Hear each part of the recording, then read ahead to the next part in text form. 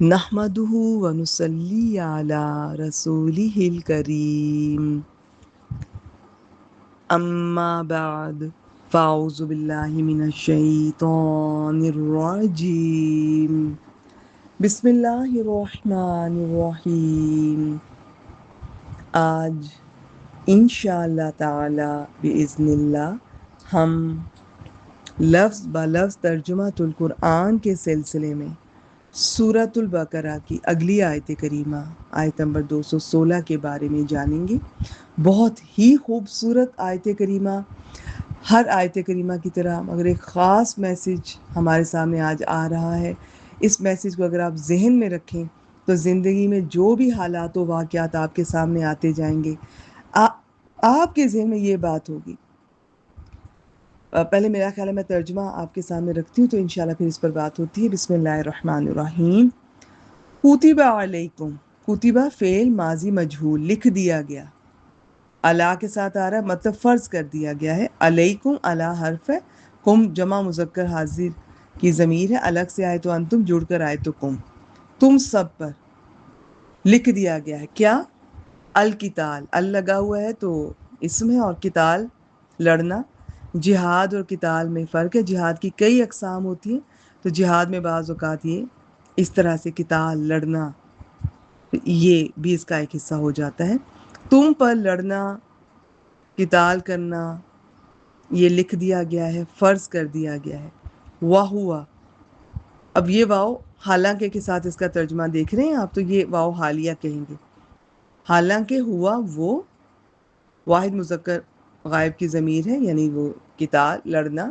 کرہن، اس میں آخر میں تنوین ہے، یہ کراہت سے ناپسندیدہ ہے، لکم تمہارے لیے، حالانکہ وہ تمہیں ناپسند ہے۔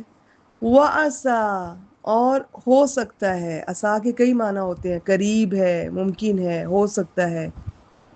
ان، یہ کہ حرف ہے، یہ تکرہو، یہ تکرہونا تھا، نون گرا ہے ان کی وجہ سے، تو اب تکرہونا ہے تو آخر میں واو نون تو دہرا لیں آپ۔ سب سے پہلے حروف مادہ کاف را ہا، کراہت سے لفظ پہچانا جا رہا ہے، پھر آخر میں واو نون تھا تو جمع مذکر ہے اس کا، فاعل کام کرنے والے، اور تا سے پتہ چل رہا ہے کہ حاضر ہیں تم سب۔ ہو سکتا ہے کہ تم سب کراہت کرو، ناپسند کرو، شیئا اسم ہے، آخر میں تنوین ہے، کسی چیز کو۔ وَهُوَ، اور وہ، خیرٌ بہتر ہو، لکم تمہارے لیے۔ وَعَسَىٰ، اور ہو سکتا ہے، ان تحبوا، تکراہو کی طرح بالکل اسی طرح ہے، تحبونا تھا، نون گرا ہے ان کی وجہ سے، ہا با محبت سے، حب سے لفظ پہچانا جا رہا ہے، اور ہو سکتا ہے کہ تم پسند کرو، محبت کرو، شیئا کسی چیز کو یا ایک چیز کو، وَهُوَ، اور وہ، شرٌ بری ہو، لکم تمہارے لیے۔ واللہ یعلم، اور اللہ جانتا ہے، علیم یعلم، یہ یا علامت مضارع ہے، اس میں فاعل وہ جانتا ہے، اللہ کی طرف لوٹ رہا ہے وہ۔ وَأَنْتُمْ، اور تم، لا تعلمون نہیں جانتے، تعلمون عین لام میم حروف مادہ ہے۔ دیکھیں آخر میں واو نون یہ حروف مادہ کا حصہ نہیں ہوتا، یہ صیغہ ہوتا ہے جن سے ہم پہچانتے ہیں کہ کام کرنے والا ایک ہے، دو ہے، یہ زیادہ ہے، اور شروع میں ہو سکتا ہے کوئی علامت مضارع ہو، تو بیچ میں تین حروف مادہ ہوتے ہیں، عام طور پر زیادہ تر تین ہوتے ہیں، کبھی کبھار چار یا پانچ، تو وہ ہے عین لام میم، اسی ترتیب سے پڑھنا ہے۔ یہ فا عین لام اس وزن پر ہم رکھتے ہیں، تو فا پر آ گیا عین، اور آگے جو اس کا وزن کا مین مشہور وزن ہے فا عین لام، تو عین پر آ گیا لام، اور فا عین لام میں آ گیا میم۔ تو اب آپ دیکھیں کہ کتنا فرق پڑتا ہے۔ اب یہ عالمہ یعلم اس میں علم کا مطلب ہے، تو جاننے کا معنی ہے، اور بعض دفعہ ہوتا ہے کچھ اور اس سے ملتے جلتے الفاظ ہوتے ہیں، ذرا سا حروف مادہ آگے پیچھے ہوں تو وہ تبدیلی آ جاتی ہے۔ اب یہ عین میم لام بھی ہو سکتا ہے عمل سے، میں ویسے بتا رہی ہوں، تعملون، تو دیکھا یہ حروف مادہ جو ہے نا، یہ زیادہ تر یہ تین ہوتے ہیں، انہیں روٹ ورڈز کہتے ہیں، اور یہ یہی اصل یہ بنیاد ہوتی ہے، یہ وہ برتن ہے، وہ سانچے ہے جس کے اندر آپ ڈالیں گے حروف کو مختلف شکلیں نکلتی آتی ہیں، یہ جو وزن ہوتے ہیں نا، تو لیکن بنیاد وہی ہے فا عین لام، اور اسی ترتیب سے آپ رکھیں گے تو ایک وزن بن کے باہر نکل آئے گا، اور اس پر آپ ان حروف کو تھوڑا آگے پیچھے کر دیں گے تو دوسرا وزن بن کے نکل آئے گا۔ اسی ترتیب سے ان کو پہچاننا ہوتا ہے۔ میں انشاءاللہ تعالیٰ اس پہ بات کرتی رہوں گی۔ اچھا جی، مکی دور میں بعض جوشیلے مسلمان جہاد کی اجازت مانگتے رہے، مگر انہیں جہاد کے بجائے صبر کی تلقین کی جاتی رہی، اور یہاں مدینہ میں آ کر جب اللہ تعالیٰ نے اس کی اجازت دی اور جہاد فرض کیا گیا تو بعض مسلمانوں نے اسے دشوار سمجھا، کیونکہ ہر معاشرے میں تمام آدمی ایک جیسے نہیں ہوتے۔ بعض جوشیلے ہوتے ہیں، دلیر ہوتے ہیں، جوان ہوتے ہیں، تو بعض بوڑھے ہوتے ہیں، کمزور ہوتے ہیں اور کم ہمت بھی ہوتے ہیں۔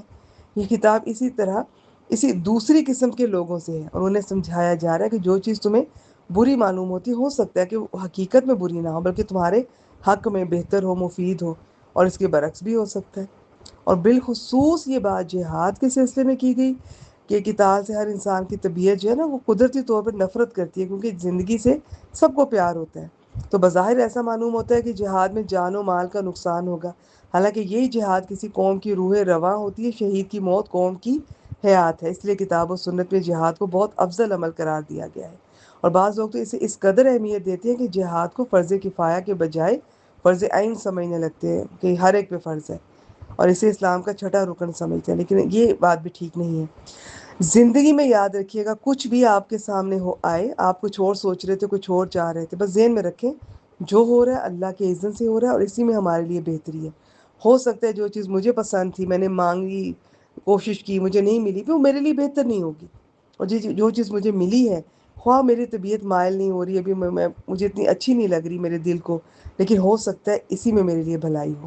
تو قرآن مجید میں ہم دیکھتے ہیں جہاد کے لیے بھی یہ آتا ہے، ایون یہ جو بیویوں کے لیے، ان رشتوں کے لیے بھی، اور زندگی کے ہر معاملے میں یاد رکھیے گا۔ بہت خوبصورت آیت کریمہ، اس میسج کو ہمیشہ یاد رکھیں تو فوراً سکون مل جایا کرے گا آپ کو۔